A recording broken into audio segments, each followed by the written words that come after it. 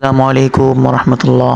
সম্মানিত দর্শক শ্রোতা, আজকে আপনাদের দেখাবো যে গ্রাম বাংলার ঐতিহ্যবাহী যে আখের রস বা আখের গুড় কিভাবে তৈরি করা হয়। দেখেন আল্লাহ তাআলার কুদরত, যে আখ আমরা দেখি বা বাজারে কিনতে পাওয়া যায়, সে গ্রামের মানুষরা কত কষ্ট করে গুড় তৈরি করে। দেখেন,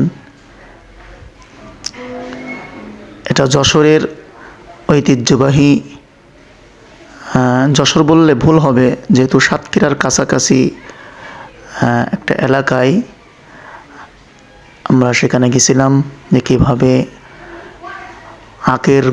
আখের রস থেকে গুড় তৈরি করা হয়। এরকম মাটি খুঁজে ব্রেল বসানো হয়, ব্রেলের ভিতরে আখের রস এগুলো নিষ্কাশন করে ওখানে ফেলা হয়, এবং যে আখের যে ছোলা থাকে মেশিনের ভিতরে দেওয়ার পরে যে ছোলা বের হয়, সেই মেশিনের সাহায্যে আপনার রস তৈরি করা হয়। এরপরে গুড় তৈরি করে এরকম ছোট ছোট বাটির ভিতরে রাখা হয়।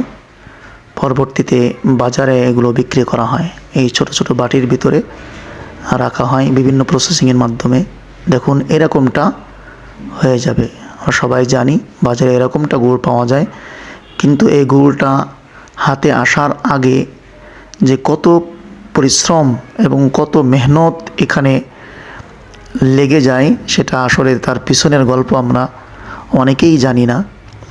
সারাদিন ভোরে এরকম আখ প্রথমে কাটা হয়, তারপর এরকমভাবে এক জায়গায় রাখা হয়, মেশিনের ভিতরে ঢোকানো হয়। এই মেশিনের ভিতরে ঢোকানো হয়, এরপরে এখান থেকে রস সংগ্রহ করে ব্রেলের ভিতরে রাখা হয়।